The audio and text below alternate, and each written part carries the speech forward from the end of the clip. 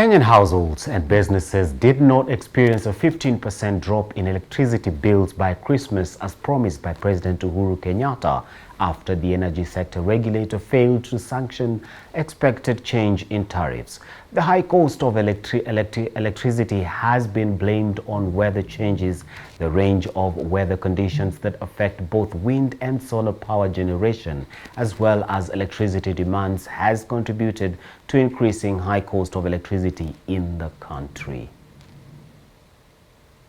A promise by President Uhuru Kenyatta that the cost of electricity would progressively come down by 33% in the 3 months period between October and November has not been kept. Instead, there is a rise in the cost of electricity. I am pleased to announce to the nation that the reduction of the cost of electricity will be implemented in 2 tranches of 15% each, with the first 15% achieved through initial actions focusing on system and commercial losses, and this will be reflected in people's bills in December of this year. The Ministry of Energy, however, argues that the cost of electricity might rise as the current cases of drought in most parts of the country has affected the output of hydro plants like the Seven Forks Dam on Tana River, Sondomiriu in western Kenya, and Takwel Gorge in the northwestern parts of the country. A section of Kenyans have aired their cry on high electricity bills, calling on stakeholders in the energy sector to see to it that consumer electricity tariffs are cut as promised by the head of state.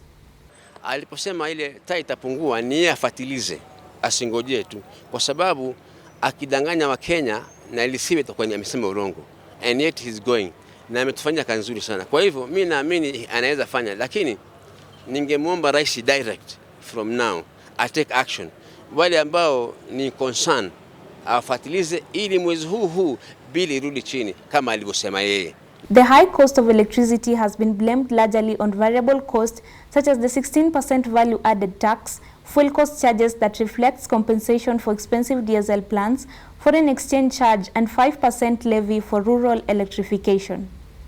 Without power, anyone cannot live, especially here in Nairobi.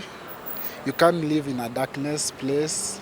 So what I can say is the government to involve, at least to support people or to lower that amount of paying electricity so that everyone can be able to access and use it. While the average cost of electricity for domestic customers was 17 shillings per unit between August and September, the same rose to 18 shillings between October and early December.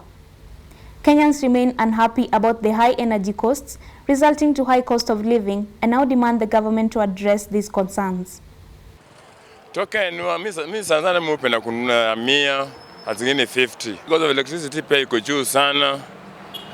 Hata tunaona gavana na washughulikie vitu kama hizo. Ni mtukufu rais. Ni mtu anashika watu ya Kenya wote kama watu yake. Akiongea kitu, hiyo kitu ikue, hiyo mambo ameongea inafuatiliwa mpaka inahakikishwa imekuwa kabisa. Kwa maana wale anawaambia wapunguze, wanatakiwa wafuatilie hiyo mambo waone wamepunguza. Ndio sasa heshima ile yako nayo kama rais ipake heshima. Kwa hivyo hao ni watu wanafanya makosa, kwa maana ni kama kama heshima yake inakuwa sio sawa. Unajua mzee kama anaongea kitu, inatakiwa hiyo kitu inafuatiliwa. The Energy and Petroleum Regulatory Authority is required to gazette the reduction in power bills, which should be implemented by the Kenya Power.